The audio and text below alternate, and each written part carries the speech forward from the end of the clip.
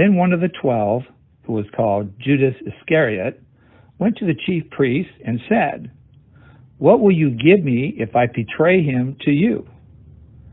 They paid him 30 pieces of silver, and from that moment he began to look for an opportunity to betray him. On the first day of unleavened bread, the disciples came to Jesus saying, "Where do you want us to make the preparations for you to eat the Passover?" He said, "Go into the city to a certain man and say to him, 'The teacher says, my time is near. I will keep the Passover at your house with my disciples.'" So the disciples did as Jesus had directed them, and they prepared the Passover meal. When it was evening, he took his place with the 12, and while they were eating, he said, "Truly I tell you, one of you will betray me." And they became greatly distressed and began to say to him one after another, "Surely not I, Lord." He answered, "The one who has dipped his hand into the bowl with me will betray me.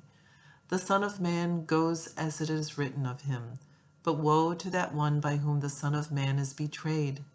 It would have been better for that one not to have been born." Judas, who betrayed him, said, "Surely not I, Rabbi."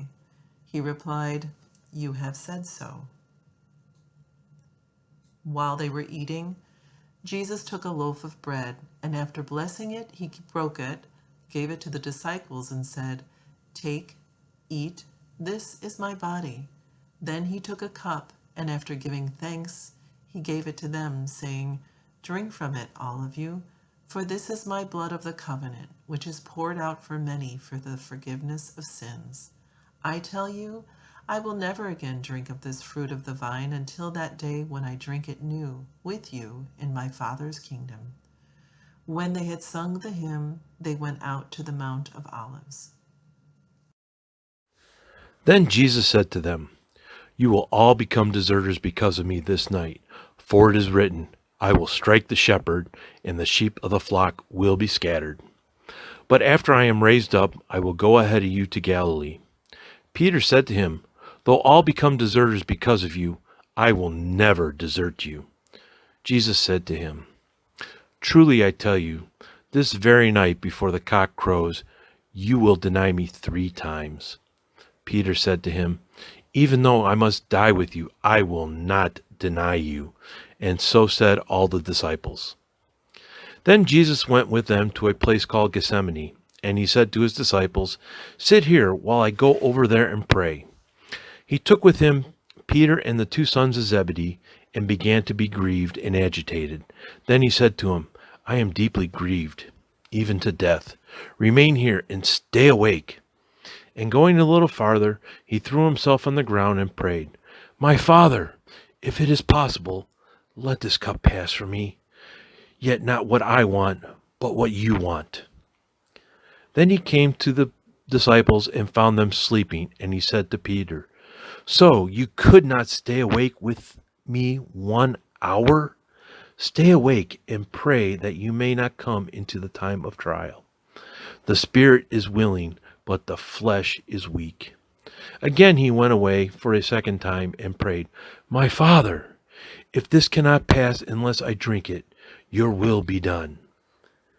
Again he came and found them sleeping, for their eyes were heavy. So leaving them again, he went away and prayed for the 3rd time, saying the same words. Then he came to the disciples and said to them, "Are you still sleeping and taking your rest? See, the hour is at hand, and the Son of Man is betrayed into the hands of sinners. Get up, let's be going. See, my betrayer is at hand."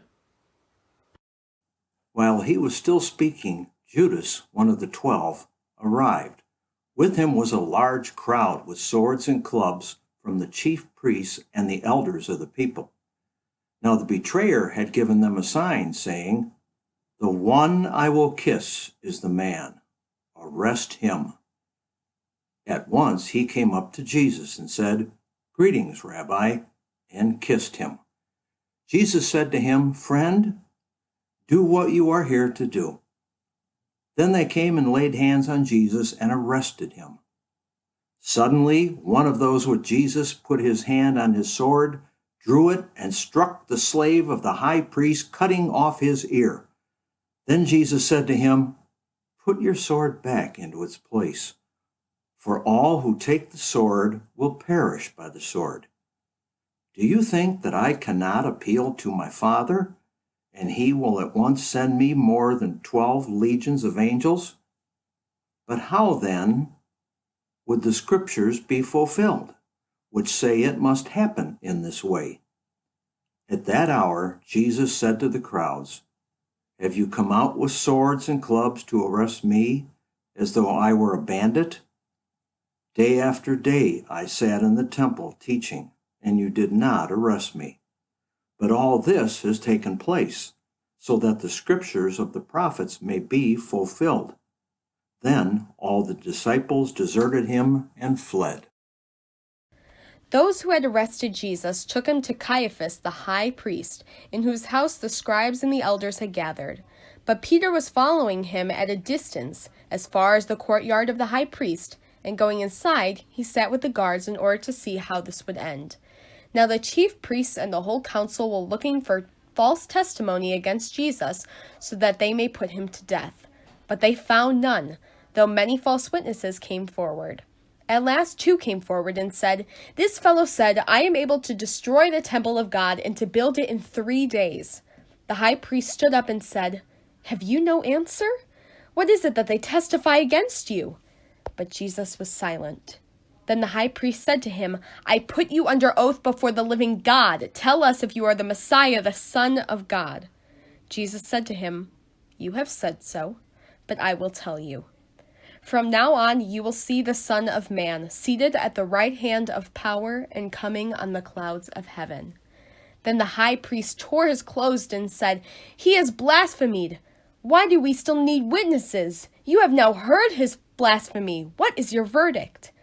They answered, "He deserves death." Then they spat in his face and struck him, and some slapped him, saying, "Prophesy to us, you Messiah. Who is it that struck you?"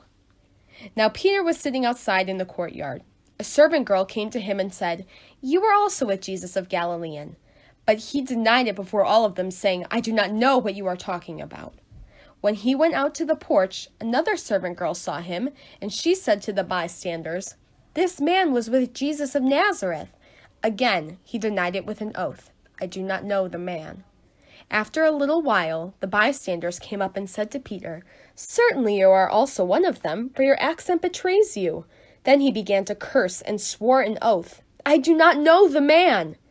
At that moment, the cock crowed. Then Peter remembered what Jesus had said, "Before the cock crows, you will deny me 3 times." And then he went out and wept bitterly.